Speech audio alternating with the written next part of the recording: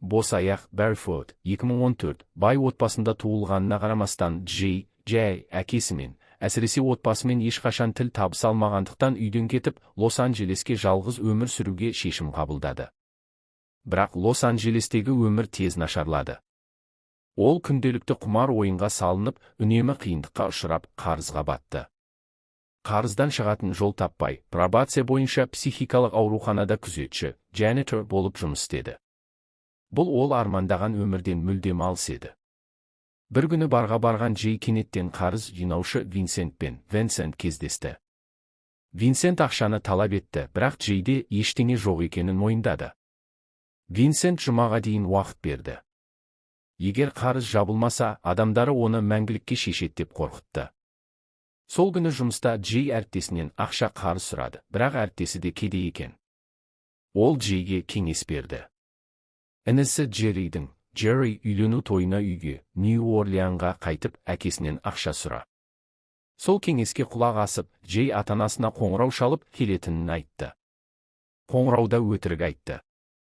Үлкен психикалық ауруханада әкімші болып жұмыс істейтінін, әдемі медбике қыз досы бар екенін жасырды. Әкесі қызды да алып келуді талап етті. Джей бас тарта алмады. Ауруханада Джей өтірігін орындау үшін медбикелерді қыз рөліне көндіруге тырысты. Бірақ ешқайсысы келіспеді, бәрі Джейдің мас, құмар ойыншы, сенімсіз адам екенін білетін. Үзіліс кезінде Джейді доктор Бертельсманның Бертельман кабинетіне шақырды. Доктор ашулы. Джей пациенттерге журнал мен алкоголь берген екен. Доктор қатты ескерту жасап, пациенттермен мүлдем араласпауды бұйырды. Кейін доктор жаңа пациент Дейзи қабылдады. Анасы қайтыс болғаннан кейін Дейзи шатасып қорқып, анасы оны қудалап жүргенін ойлап, ауруханаға түскен. Шын мәнінде ол анасының қатаң бақылауында өскен, әлемнен оқшауланған, өмір бойы жалаң аяқ жүрген қыз. Түнде Дейзи айқайлап жатты. Джей жүгіріп кірсе, басқа пациент өзін дәрігермін деп көрсетіп, Дейзиге дәрі беріп жатыр екен, зәбірлеу мақсатында. Джей оны ұрып құлатты, Дейзиге абай болуды ескертті де кетіп қалды. Бірақ Дейзи Джейдің артынан шығып, сенімен бірге кеткім келеді деді. Джей бас тартты, таксиге ақша берді. Бірақ өкінді де Дейзиді клубқа шақырды. Клубта Джей бишілерді жалдап, олардың бірін қыз рөліне көндіргісі келді. Ешқайсысы келіспеді. Кейін күзетші Дейзи бишілерді мазалап жатыр деп екеуін клубтан шығарып жіберді.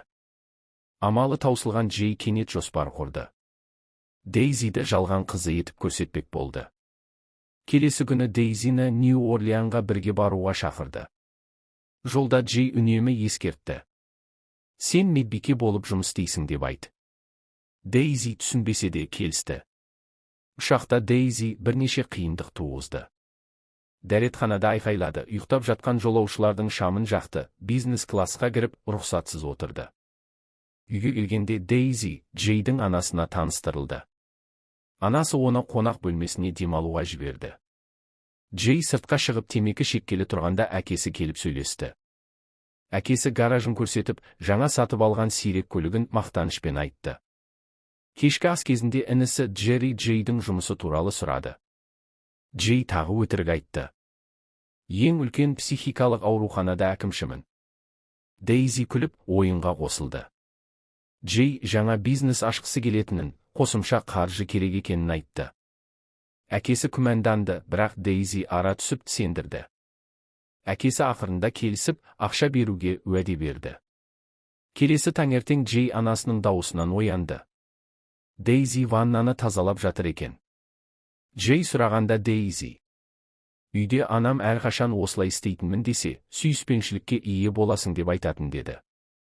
Кенеттен Дейзи, мен жақында анамды өлтірдім деп мойындады. Джей таңғалып қалды. Кейін тойға дайындалып жатқанда анасы Дейзидің киімі ашық деп, өз киімін кигізді. Түнде Джей Дейзиді көргенде оның сұлулығына таңғалып, жүрегі тез соқты. Тойда Дейзи тағы қызық жасады. Гүлдерді жинап ала бастады. Джей оны тоқтатты. Кейін Дейзи қонақтармен танысып, Джей туралы жағымсыз әңгімелер тыңдады.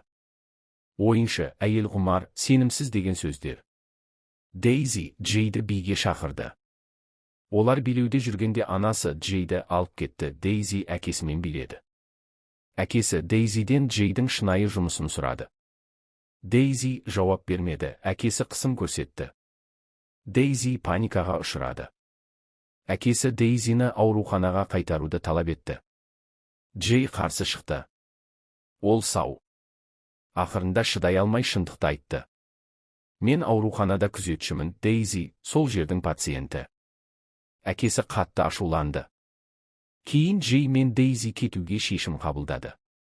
Ұшақпен қайту мүмкін емес болғандықтан Джей әкесінің жаңа көлігін ұрлап Лос-Анджелеске қарай жолға шықты. Жолда Дейзи қуанып, қымбат көліктерді көрсетіп сөйледі. Джей шаршады. Ақырында Дейзиді пойыз станциясында тастап кетті. Бірақ көлікті сату жоспары іске аспады. Ұрлық көлік деп күдік келтірді. Доктор Бертельсман қоңырау шалып, пациентті алып кеткені үшін ашуланды.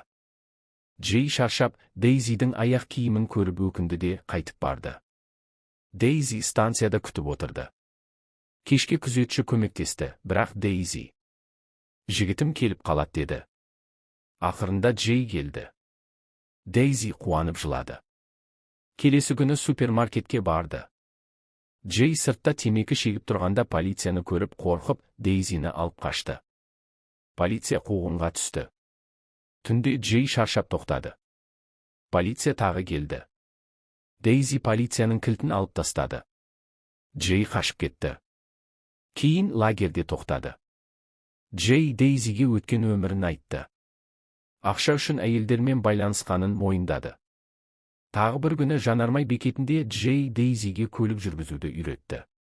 Дейзи қорқады. Кейін доктор қоңырау шалып, Дейзи ашуланды да өзі көлік жүргізіп апатқа ұшырады. Кейін Джей Дейзиге анасының өлімі туралы сұрады. Дейзи: анамның айқайын естіп қорқып жақындамадым. Таңертең ол өліп қалған деді. Джей: сен өлтірмегенсің деп жұбатты. Лос-Анджелеске келгенде Джейдің пәтері талқандалған. Винсенттің адамдары күтіп тұр. Джей ауруханаға барды, бірақ кіргізбеді. Жүрегі түсіп, Джей пойыз жолына барып, өмірін қиғысы келді. Бірақ пойызшы тоқтатып, ауруханаға апарды. Джей доктордан Дейзиді босатуды сұрады. Ол ауру емес. Доктор да күмәнге түсті. Кейін Винсенттің адамы Джейді тұншықтырмақ болды, бірақ басқа пациент құтқарды. Доктор келіп кешірім сұрады. Дейзи ауру емес, анасы шизофрениямен ауырған екен. Доктор Дейзіні босатты. Джей әкесінен хат алды. Қарызды жабуға чекті және үйге қайтуға шақырған. Джей Дейзіні іздеп тауып құшақтасты. Екеуі ауруханадан бірге шығып, жаңа өмір бастады. Моралі: жұмысың туралы өтірік айтып, жалған қыз тауып, әкеңнің көлігін ұрлап, қарызгерлерден қашсаң да, әлем бәрібір өміріңді түзейді. Бірақ алдымен сені қатты ұятқа қалдырады.